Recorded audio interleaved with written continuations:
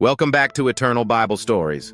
In our last episode, Jacob and his family were reunited in Egypt, and God's promise of provision began to unfold in a new land.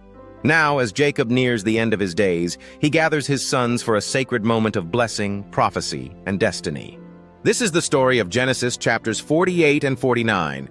Jacob blesses his sons, prophecy and promise. Sometime later, Joseph was told, "Your father is ill." So he took his two sons, Manasseh and Ephraim, and went to him. When Jacob was told, "Your son Joseph has come to you," he rallied his strength and sat up on the bed. Jacob said to Joseph, "God Almighty appeared to me at Luz in the land of Canaan, and there he blessed me. He said, 'I will make you fruitful and increase your numbers. I will make you a community of peoples, and I will give this land to your descendants after you.' Now then, your two sons born to you in Egypt before I came here shall be mine. Ephraim and Manasseh will be reckoned as mine, just as Reuben and Simeon are." Then Israel saw the sons of Joseph and asked, "Who are these?" Joseph said, "They are the sons God has given me here." Then Israel said, "Bring them to me, so I may bless them."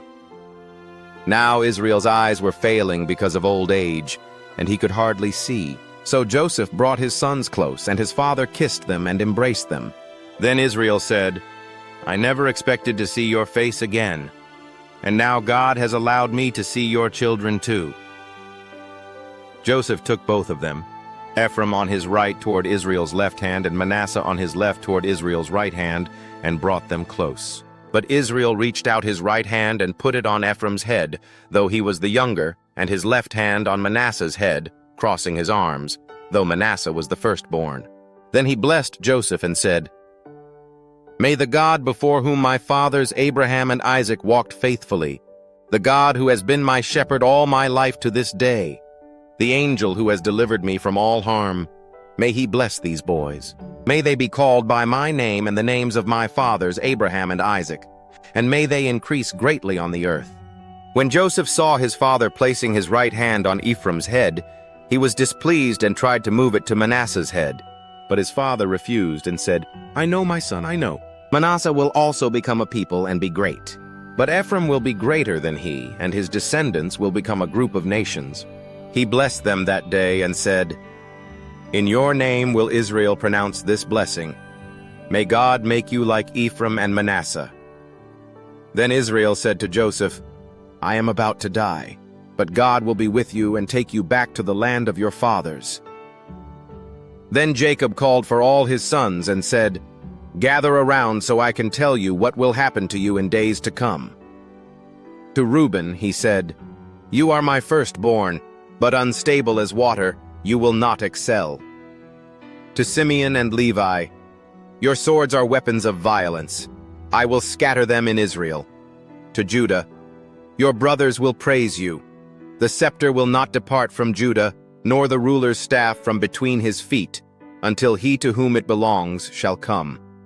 To Zebulun, "You will live by the seashore and become a haven for ships." To Issachar, "A strong donkey lying down among the sheep pens, he will submit to forced labor." To Dan, "He will provide justice for his people, a serpent by the roadside." To Gad, "A troop will attack him, but he will attack them at their heels." To Asher, "His food will be rich. He will provide delicacies fit for a king." To Naphtali, "A doe set free that bears beautiful fawns." To Joseph, "A fruitful vine near a spring. Your father's blessings are greater than the blessings of the ancient mountains. Let them rest on the head of Joseph." To Benjamin, "A ravenous wolf. In the morning he devours the prey, in the evening he divides the plunder." All these are the 12 tribes of Israel. This is what their father said to them when he blessed them, giving each the blessing appropriate to him. Then Jacob gave these instructions. "I am about to be gathered to my people. Bury me with my fathers in the cave in the field of Machpelah, where Abraham and Sarah were buried, and where I buried Leah."